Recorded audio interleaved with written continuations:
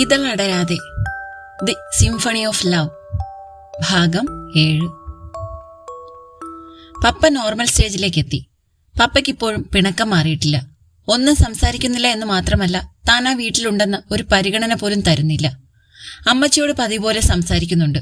ബാക്കിയെല്ലാം പതിവ് പോലെ തന്നെ. എന്ത് ചെയ്യണമെന്ന് ഒരു ഊഹവും കിട്ടുന്നില്ല. റീത്തയെ ഒന്ന് കാണണം. അന്ന് അവിടുന്ന് പോന്നതിൽ പിന്നെ ഒരു വിവരവും അറിഞ്ഞിട്ടില്ല. റീത്തയുടെ അമ്മച്ചി പണി കഴിഞ്ഞ് വരും മുന്നേ അവിടെ എത്തണം. വെയിലിനെ വകവയ്ക്കാതെ ജാക്സൺ നടന്നു.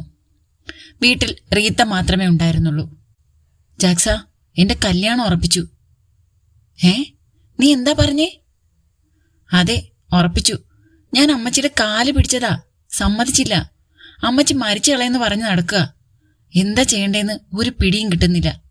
എന്നെ പള്ളിയിൽ പോലും വിടുന്നില്ല. നമുക്ക് എങ്ങോട്ടേലും പോവാം. ഇല്ലെങ്കിൽ ഞാൻ...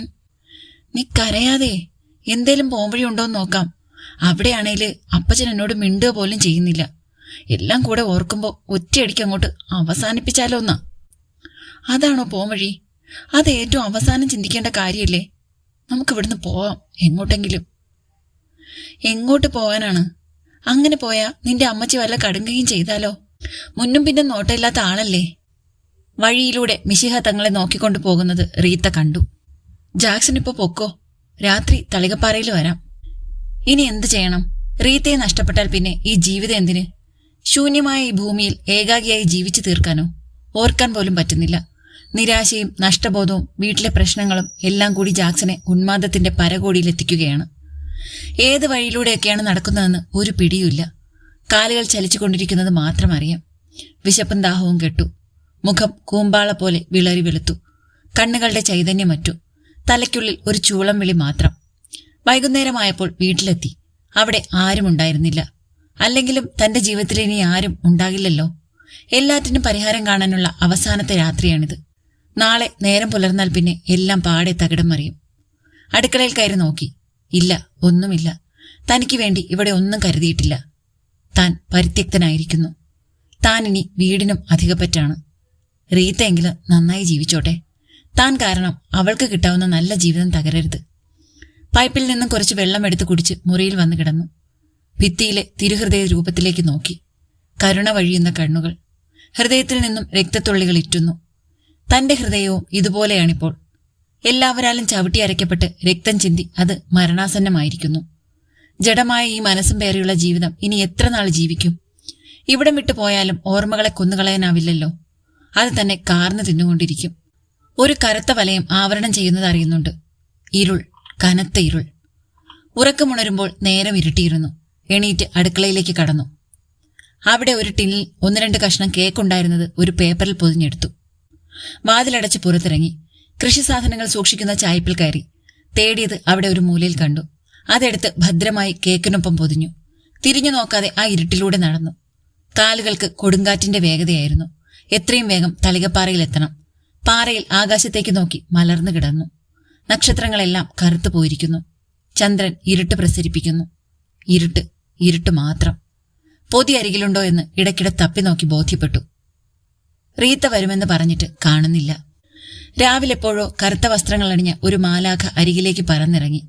പാറ ബലിപീഠമായി. അപ്പവും വീഞ്ഞും ഒരുക്കി വിരുന്നുണ്ണാൻ ക്ഷണിച്ചു. മാലാഖ അപ്പമെടുത്ത് വീഞ്ഞിൽ മുക്കി ജാക്സന്റെ നാവിൽ വെച്ചു. അതീവ രുചികരമായ ആ ദിവ്യവിരുന്ന് ഭയഭക്തി ബഹുമാനത്തോടെ ആസ്വദിച്ചു. മാലാഖയുടെ കൈപിടിച്ച് വാനമേഘങ്ങളിലേക്ക് പതിയെ പതിയെ ഉയരുകയാണ്. ഒരു തൂവലിന്റെ ഭാരം പോലും ഇല്ലാതെ ആകാശത്തിലെ ഇരുട്ടിലേക്ക് അലിഞ്ഞു ചേരുന്നതറിയുന്നു. JAXA, JAXA!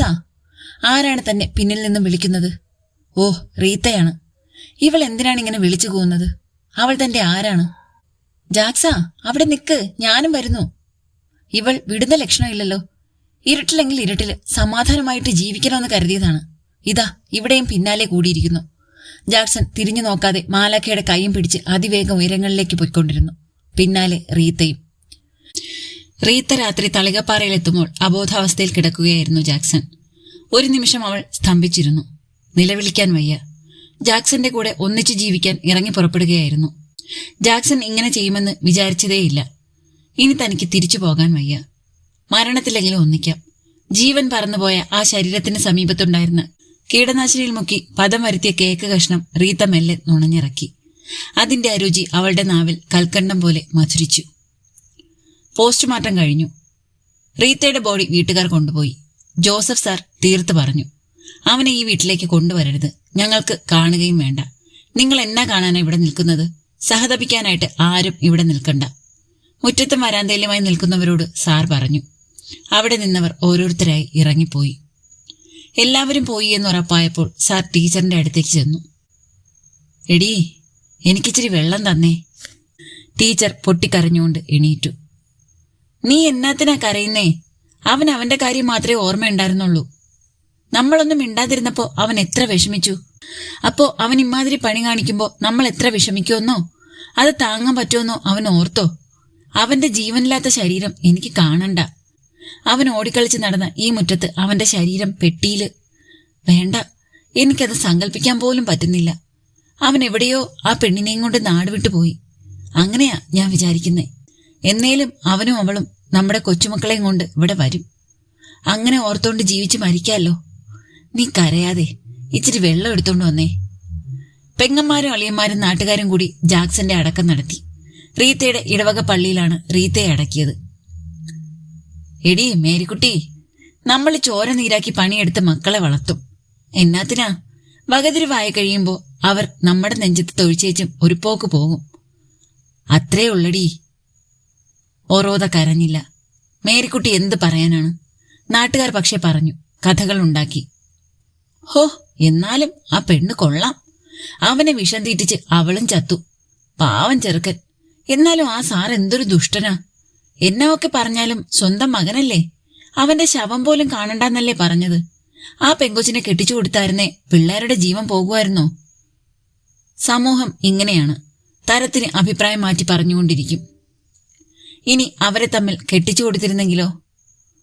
എന്നാലും ആ സാറിന്റെ ചെറുക്കം കെട്ടിയിരിക്കുന്നത് കൊണ്ടോടിയുടെ മകളെയല്ലേ. അവനിത് എന്നാത്തിന്റെ കേടായിരുന്നു? ഇതൊക്കെയാകും.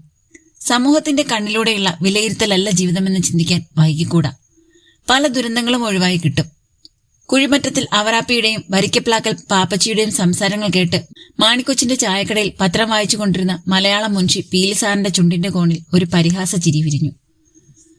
ഒരു പണിയുമില്ലാതെ വല്ലവന്റെയും കുടുംബത്ത് എന്താണ് നടക്കുന്നതെന്ന് നോക്കി നടക്കുന്ന എന്തിരവന്മാർ. ഇവന്മാരൊക്കെ കാരണമാണ് ആ കൊച്ചുങ്ങൾ ഇങ്ങനെ ഒരു തീരുമാനം എടുത്തത്. എന്നിട്ടും വെറുതെ വിടില്ലെന്ന് വെച്ചാ ആ പിള്ളേരുടെ കാരണവന്മാർക്ക് പോയി, അത്ര തന്നെ. നിനക്കൊന്നും വേറെ പണിയൊന്നുമില്ലേ? സാർ ചോദിച്ചു. മരത്തെന്തെങ്കിലും പറഞ്ഞാൽ സാറിന്റെ വായിലിരിക്കുന്നത് മുഴുവൻ കേൾക്കേണ്ടി വരുമെന്നതിനാൽ ചായയുടെ പൈസയും കൊടുത്ത് അവറാപ്പിയും പാപ്പച്ചിയും സ്ഥലം വിട്ടു. തളികപ്പാറയ്ക്ക് റീത്തപ്പാറ എന്ന പുനർനാമകരണവും നടത്തി. തുല്യ തെറ്റുകാരാണെങ്കിലും എന്നും സ്ത്രീകളെ അപഹസിക്കാനും താഴ്ത്തിക്കെട്ടാനുമുള്ള ത്വര ഇവിടെയും ഉണ്ടായി. ഈ സംഭവം കഴിഞ്ഞിട്ടിപ്പോൾ ഏകദേശം 1.5 വർഷം കഴിഞ്ഞിരിക്കുന്നു. എന്നിട്ടും പകലോ മറ്റത്തെ ആരുടെയും മനസ്സിൽ നിന്നും അത് മാഞ്ഞുപോയില്ല. ഓരോ മാതാപിതാക്കളും ദിവസവും മക്കൾക്ക് വേണ്ടി പ്രാർത്ഥിച്ചു, തങ്ങളുടെ മക്കൾക്ക് ദുർബുദ്ധിയൊന്നും തോന്നിക്കല്ലേ എന്ന്. കൗമാരക്കാരും കെട്ടുപ്രായം ആയവരുമായ മക്കളുടെ കാരണവന്മാർക്കാണ് ഉറക്കം നഷ്ടപ്പെട്ടത്. അതാണ് എൽസി സ്വപ്നം കണ്ട് ഞെട്ടിയുണരാൻ കാരണമായതും. എന്റെ മാതാവേ, എന്റെ കൊച്ചിന് മറ്റൊരു ദുർബുദ്ധിയും തോന്നിക്കല്ലേ എന്ന് മാതാവിന്റെ രൂപത്തിന് മുന്നിൽ തിരി കത്തിച്ച് പ്രാർത്ഥിച്ചിട്ടാണ് കുഞ്ഞുഞ്ഞിനുള്ള കട്ടൻ അനത്താൻ അടുക്കളയിലേക്ക് പോയത്. കാപ്പിയിട്ട് കൊടുത്തിട്ട് തിരിച്ചു വരുമ്പോൾ കുഞ്ഞുമറിയാമ്മ സമാധാനം കെടുത്തുന്ന മറ്റൊരു ബോംബുമായാണ് വന്നത്. അതേ ഇച്ചേച്ചി, ആ തെക്കേലെ ജോർജ് സാറിന്റെ മൂത്ത മോളില്ലേ, മാന്നാനം കോളേജിൽ പഠിപ്പിക്കുന്ന പെണ്ണ്. അവൾ ഇന്നലെ രാവിലെ എല്ലാവരും പള്ളിയിൽ പോയപ്പോ ആ മേക്കാട്ടെ ജോളിച്ചന്റെ കൂടെ ഇറങ്ങിപ്പോയെന്ന്. ആ കുടിയന്റെ കൂടെയോ? എൽസിക്ക് അതിശയം. ആ, അവര് തമ്മിൽ ഇഷ്ടത്തിലായിരുന്നു. അവരുടെ മാന്നാന റൂട്ടിലോടുന്ന ബസ്സില് അവൻ തന്നെയായിരുന്നല്ലോ ഡ്രൈവർ. അതിലായിരുന്നു ആ പെണ്ണ് സ്ഥിരം പൊക്കൊണ്ടിരുന്നത്. ഇതറിഞ്ഞ ജോർജ് സാറ് അവൾക്ക് കല്യാണം ആലോചിക്കാൻ തുടങ്ങിയപ്പോ അവര് രജിസ്റ്റർ ചെയ്തു. എന്റെ മറിയാ, രാവിലെ ഓരോ മെനകെട്ട സ്വപ്നം കണ്ട് സമാധാനം പോയി ഇരിക്കുമ്പോഴാ നിന്റെ ഓരോ വർത്താനവും കൊണ്ടുള്ള വരവ്. ഏതേലും ഒരെണ്ണം മാതൃക കാണിക്കുന്നത് നോക്കി ഇരിക്കുക ഓരോ വിവരമില്ലാത്ത പിള്ളേര്. എൽസിക്ക് ഭയം അതായിരുന്നു. ഒരാൾ മറ്റൊരാൾക്ക് പ്രചോദനമാകുന്നത് അത്ര ചെറിയ കാര്യമല്ലല്ലോ. അതിനെന്നാന്നേ, നമ്മുടെ പിള്ളേർ അങ്ങനെയൊന്നും ചെയ്യത്തില്ല. കുഞ്ഞുമറിയ എൽസിയെ സമാധാനിപ്പിക്കാൻ നോക്കി. മറുപടി പറയാതെ എൽസി വേഗം ഫോണിനടുത്തേക്ക് ഓടി ജെറിയുടെ നമ്പർ ഡയൽ ചെയ്തു. മറുതലയ്ക്കൽ കുറെ നേരം റിങ് ചെയ്തിട്ട് ഡിസ്കണക്റ്റ് ആയി. ഷോ നാശം, ഇവനൊക്കെ എവിടെ പോയി കിടക്കുകയാണോ? ഒന്നുകൂടി ഡയൽ ചെയ്യാൻ തുടങ്ങിയപ്പോൾ കുഞ്ഞുഞ്ഞ് അങ്ങോട്ട് വന്നു. നിനക്ക് എന്നാടി ഈ കൊച്ചു വെളുപ്പം കാലത്ത് അവരൊന്നും എണീക്കുകയല്ല. നീ അടുക്കളയിൽ വല്ല ജോലിയുണ്ടോ നോക്ക്, കുറച്ച് കഴിഞ്ഞിട്ട് വിളിക്കാം.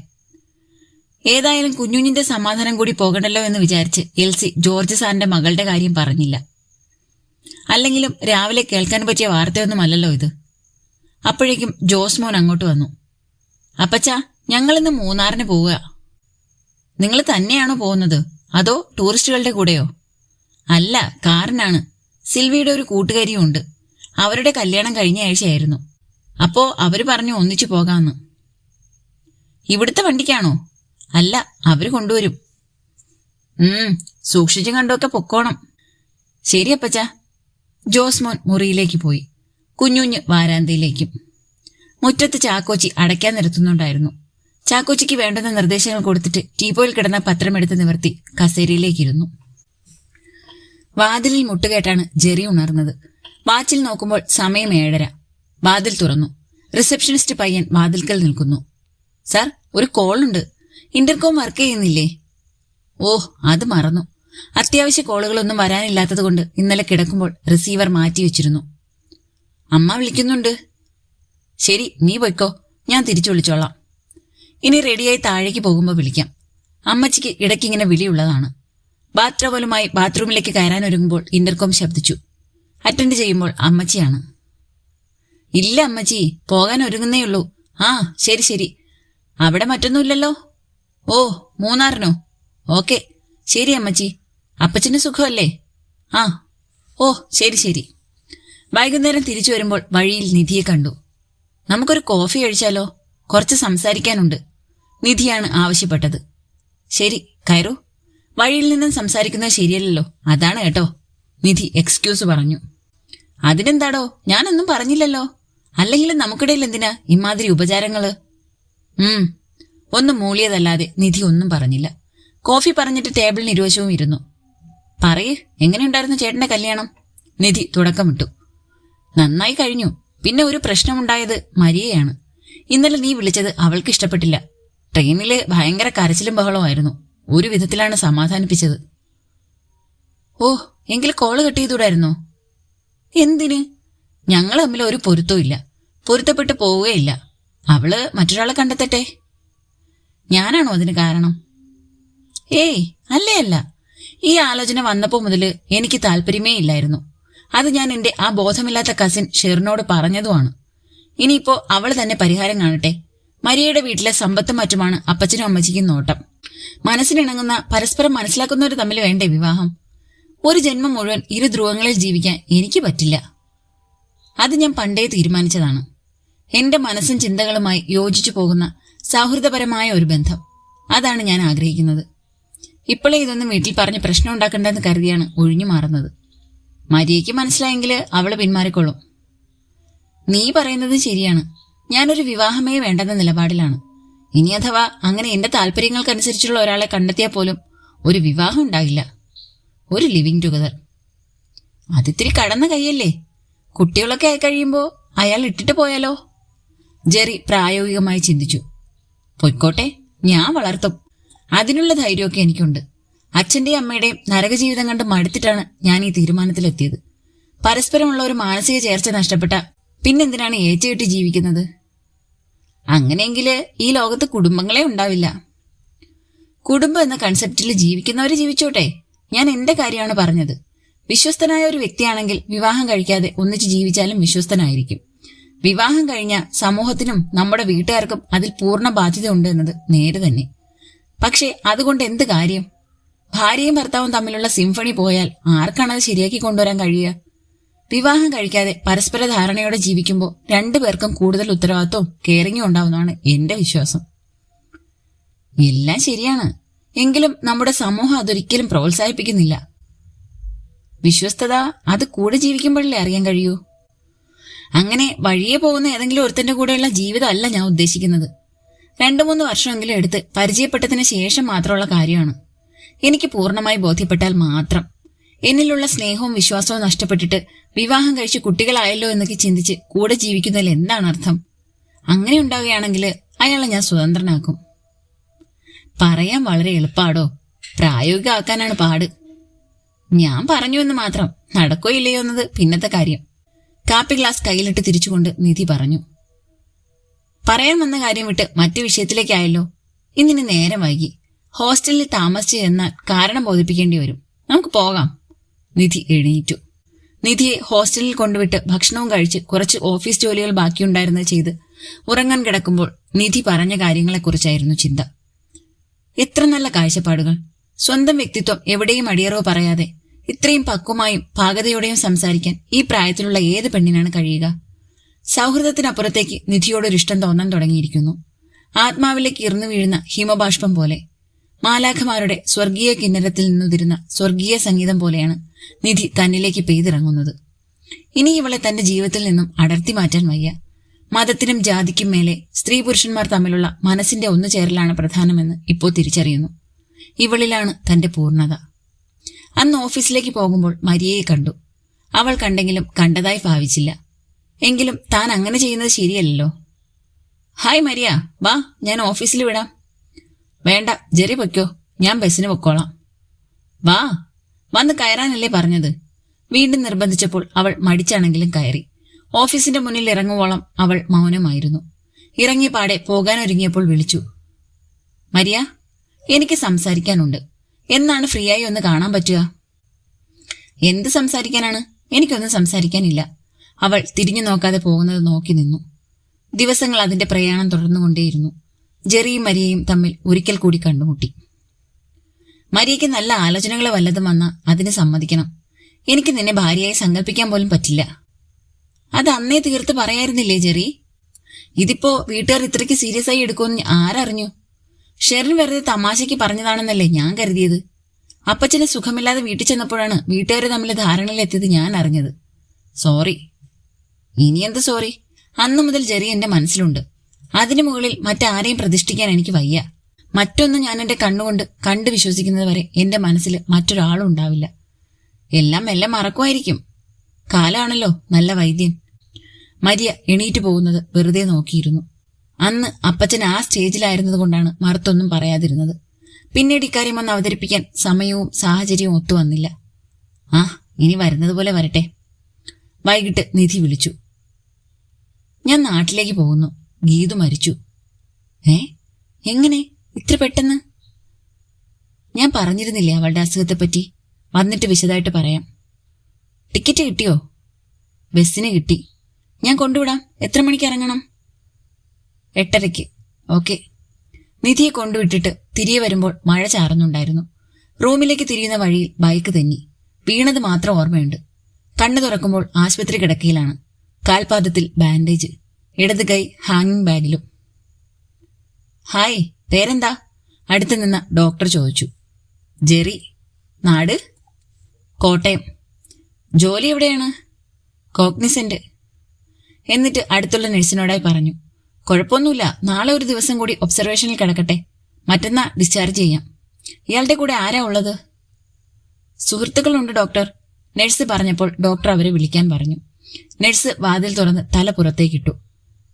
ജെറിയുടെ കൂടെ വന്നവരാരാണ് എന്ന് ചോദിച്ചതും അവിടെ എവിടെയായി കസേരയിൽ നിന്ന് 4 പേർ എണീറ്റ് വന്നു. ഒരാളകത്തേക്ക് വരൂ. വിധുവാണ് അകത്ത് വന്നത്. പേഷ്യന്റിന് കുഴപ്പമൊന്നുമില്ല. കാലിന് ചെറിയൊരു ഉളുക്കുണ്ട്. പിന്നെ കൈമുട്ടിന് ചെറിയൊരു ഫ്രാക്ചറും. 1.5 മാസത്തെ വിശ്രമം മതിയാകും. 2 ആഴ്ച കഴിയുമ്പോൾ ചെക്കപ്പിന് കൊണ്ടുവരണം. ശരി ഡോക്ടർ. ഡോക്ടർ പോയി. വീട്ടിലറിയിക്കണ്ടേ? വീട്ടിൽ പോയി വിശ്രമിക്കുന്നതാവും നല്ലത്. അവിടുന്ന് ആൾ വരുന്നത് വരെ ഞാൻ കൂടെ നിൽക്കാം. വേണ്ട, ഇപ്പോ അറിയിക്കണ്ട. കാലിന് വലിയ പ്രശ്നമൊന്നുമില്ലല്ലോ. റൂമിൽ ഫുഡും മറ്റും കിട്ടും. അതിനാൽ പുറത്തും പോകണ്ട. വെറുതെ വീട്ടുകാരെ പേടിപ്പിക്കണ്ട. ഇവിടെ സംസാരിക്കാൻ പറ്റില്ല. നിങ്ങൾ പുറത്തു പോകൂ. നഴ്സ് വിധുവിനെ പുറത്താക്കി. ആരാടാ എന്നെ ഹോസ്പിറ്റലിലാക്കിയതും നിന്നെ വിളിച്ചു പറഞ്ഞതും? റൂമിലേക്ക് മാറ്റിയപ്പോൾ ജെറി ചോദിച്ചു. അതല്ലേ രസം.